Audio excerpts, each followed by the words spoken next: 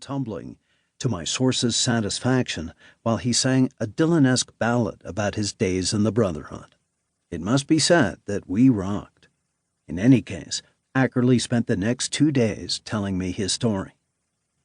Despite the fact that the events of this book occurred 4 decades ago, the group's legacy in Laguna Beach lingers on. The mere mention of the word brotherhood can be a conversation killer. "Are you a narc?" and "Are you cool, man?"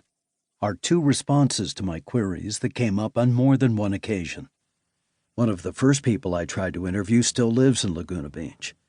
When I asked if he'd talk to me, he looked over his shoulder as if to see if the heat was listening, then shook his head.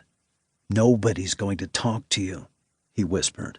"And if they say they remember what happened, they weren't really there." Unless otherwise indicated, all events in this book are described as told to me in interviews with participants who spoke to me. Several of the original members of the Brotherhood have passed away in recent years.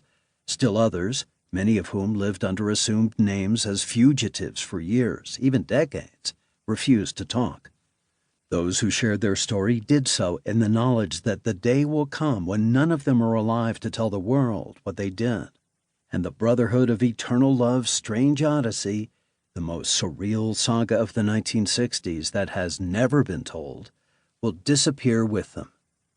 My humble thanks goes out to those who were there and who shared their memories. Introduction. Hello, I love you. Steve Hodgson never forgot the mischievous grin on his new co-worker's face, a crooked smile that seemed totally at odds with his flashing blue eyes, centered within raccoon-like rings that evoked a world-weary wisdom beyond the stranger's years. John Griggs was a wiry, well-groomed man who, from a distance, appeared normal enough, dressed as he was in a white polo shirt, khaki shorts, and tennis shoes that formed the standard uniform of Laguna Beach's Parks and Recreation Department.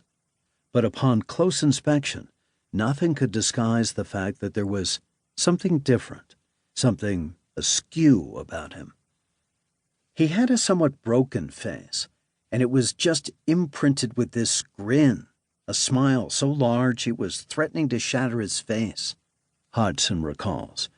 His eyes were just beaming, and I didn't know what he was smiling about.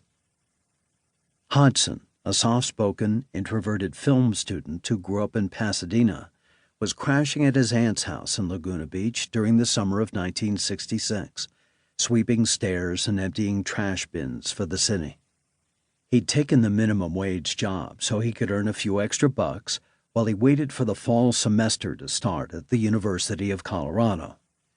He clocked his time sweeping stairs, and in the evenings made a ritual of kicking back on the bluff to watch the sunset. He couldn't imagine a better place in the world to hang out all summer than Laguna Beach.